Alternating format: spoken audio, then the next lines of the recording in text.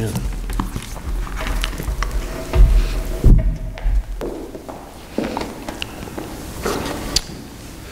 So God brought the Israelites out of Egypt. They saw God perform miracles with all the plagues that affected the Egyptians and everything that was happening. They saw the Red Sea parted and they crossed over on dry ground. They saw manna provided every day and they saw water from rocks. And they came to the Jordan. And Moses sent 12 spies out to check out the promised land. 10 of them saw nothing but giants. And 2 of them, Joshua and Caleb, knew they could take the land. But they turned back. Because 10 of them didn't think they could.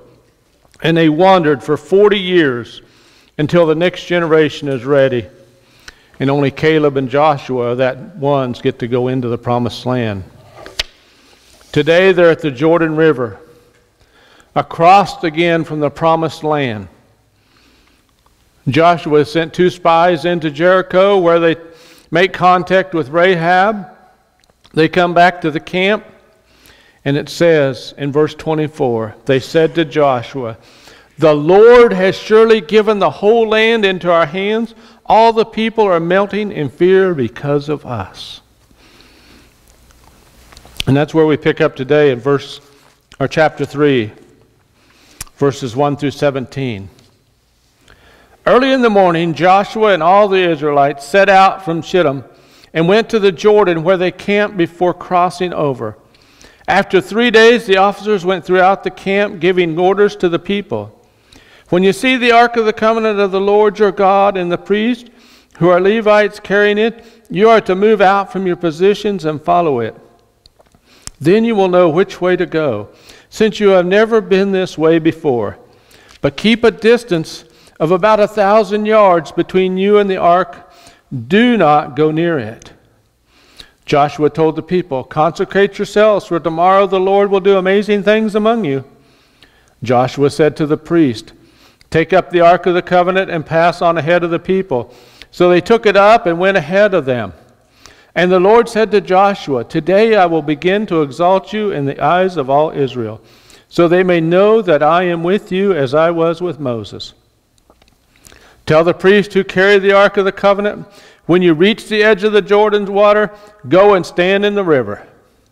And Joshua said to the Israelites, "Come here and listen to the words of the Lord your God. This is how you will know that the living God is among you, and that he will certainly drive out before you the Canaanites, Hittites, Hivites, Perizzites, Girgashites, Amorites, and the Jebusites. See, the ark of the covenant of the Lord of all the earth will go into the Jordan ahead of you. Now then, choose 12 men from the tribes of Israel, 1 from each tribe. And as soon as the priest who carried the ark of the Lord, the God of all the earth, set foot in the Jordan, its waters flowing downstream will be cut off and stand up in a heap." So when the people broke camp to cross the Jordan, and priests carrying the ark of the covenant went ahead of them, now the Jordan is at flood stage, all during harvest. Yet as soon as the priest who carried the ark reached the Jordan, and their feet touched the water's edge, the water from upstream stopped flowing. It piled up in a heap, a great distance away, at a town called Adam, in the vicinity of Zarethan, while the water flowing down to the sea of the Arabah, the salt sea, was completely cut off. So the people crossed over opposite Jericho. The priest who carried the ark of the covenant of the Lord stood firm on dry ground in the middle of the Jordan, while all Israel passed by until the whole nation had completed the crossing on dry ground. The Israelites broke camp at Shittim. They went near the Jordan, and they camped for 3 days before crossing over. Now the Jordan is normally 200 to 300 yards wide and about 3 or 4 foot deep. But at this time, it's nearly a mile wide and about 10 to 12 feet deep. The snow off the mountains is coming down. It's a rainy time is upon them. And the Israelites are camped close to the Jordan, watching all that water go down the river. And I think they were asking the question, how are we going to cross the river? Wouldn't you be asking that if you was camped for 3 days watching the water go by in flood stage? Maybe they even asked, who's going to build the bridge so we can get to the other side, to the promised land? And not only is there a lot of water, have you ever seen a river that's flooding? All the debris that's going down the river, all the tree trunks and everything that's going down the river at the same time. There was probably enough to instill fear in the people. But after 3 days, they're told to prepare. They're given orders. Prepare so when they see the Ark of the Covenant going, the Ark of the Covenant going out before them, that they would be prepared to follow. And verse 4 says, you have never been this way before. You know, there's places we've never been before. We've never went that way. We've never done it that way before is what we say usually. But there's places that we have the same thoughts. There are so many places in our lives that we've never stepped out, or we've had those thoughts. The wayward child that we never expected. That spouse that's asking for a divorce that you never expected. The sudden death of a loved one. A serious illness. There are so many things that affect our lives that maybe we've never been this way before. But see, they were instructed to keep their eyes on the one who had been that way and knew the way. See, they're told to stay back 1,000 yards from the Ark of the Covenant. Now that's quite a distance back. And you know why they were told to stay back 1,000 yards? Have you ever seen kids? I remember the day that Jerry was here last year at Kids for Christ, and he had his rocks, and the kids all wanted to go right up here, and everybody wanted to be right in front, right at the very front, watching what was going on and seeing. But then nobody else could see. So God said, you keep 1,000 yards distance, and everybody can see the ark. Everybody can have their eye on what is going on. In verse 5, he said, consecrate yourselves, for tomorrow the Lord will do amazing things among you. Do we ever expect God to do amazing things? Or we just expect the normal every day? Or do we think amazing things can't happen? Do we have in our mind that amazing things can't happen? So now Joshua goes to the priest, the very ones charged with transporting the Ark of the Covenant. He tells them to go out ahead of the people, and they went as instructed. Now, I'd still like to know the conversation between the priest that day, because the priest had been at the same place where the people were. They'd seen the river that was flowing with debris at flood stage.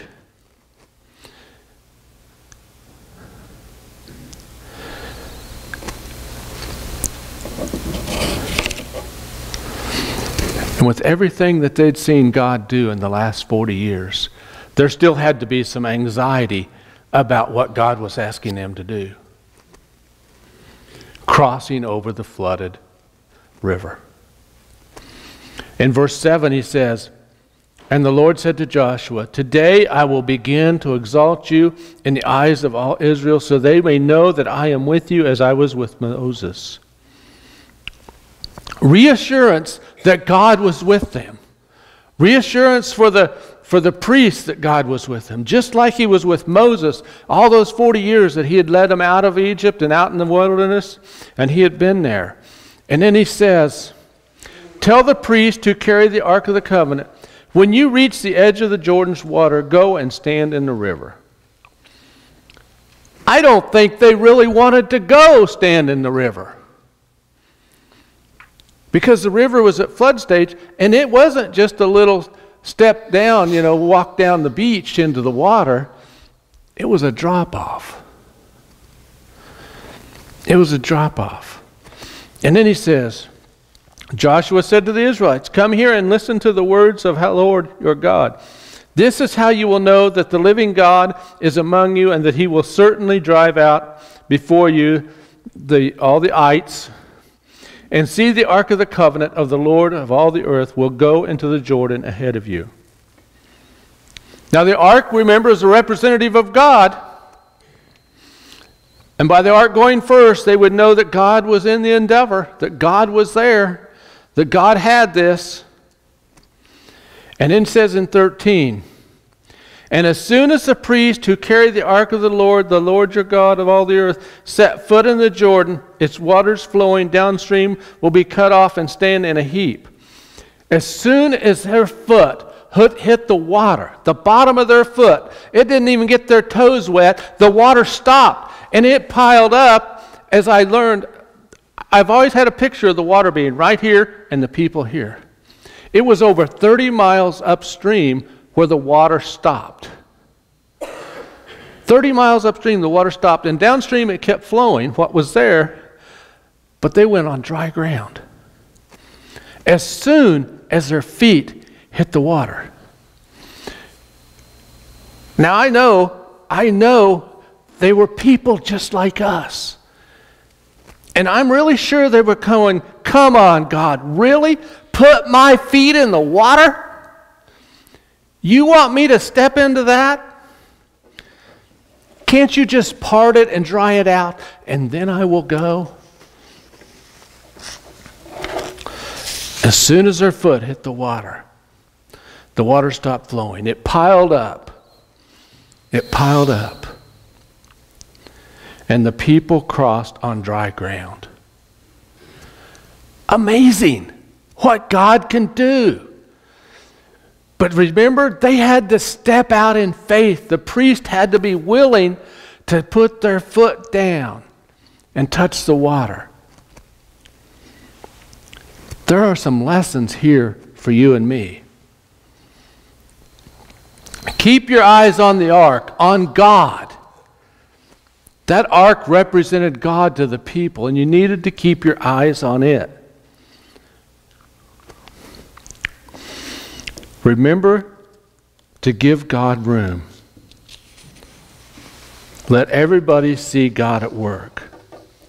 And don't let the people and the things distract you from God. There are so many distractions in our world that keep us from seeing God.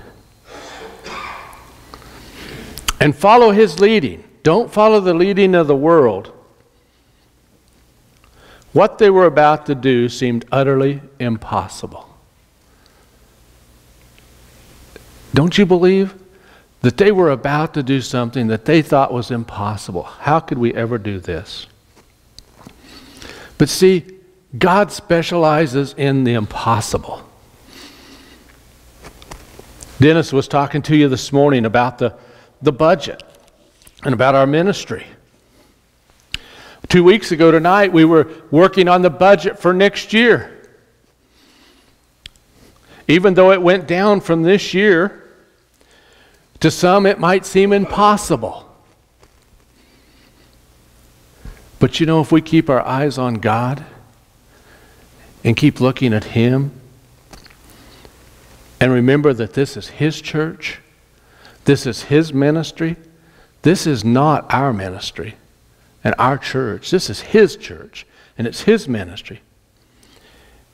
And He's the one that said to go and make disciples. And if we keep our eyes there, it's not going to be impossible. We'll do mighty things. Some of you might have what looks like to you some impossible rivers to cross right now in your life. But you need to turn your eyes upon Jesus. Don't take them off. And experience the glory of God. And then He'll part the water for you. But you got to keep your eyes on Him. And then it says we need to sanctify ourselves. And in the NIV it says we need to consecrate ourselves. Basically, we need to be prepared. The Israelites needed to be ready to do what God had called them to. The priest had to be ready. We need to spend time with Him. We need to spend time in His Word. We need to be able to humble ourselves and say, God, I can't do this myself. You see, so many times we have the 2-year-old attitude, I can do it myself. But we need to say, I can't do it. God, I need you to take me. I need you to lead me. I need you to step out into the water for me, God, and help me do this. And then they had to be obedient. They had to step out. Are we willing to step out in faith and let God lead us? Are we willing to be obedient to God? Are we willing to adopt a budget that looks impossible, but with God all things are possible? Are we willing to let God lead us?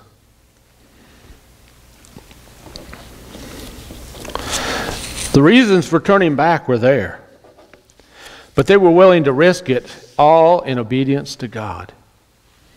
They were willing to step into the river.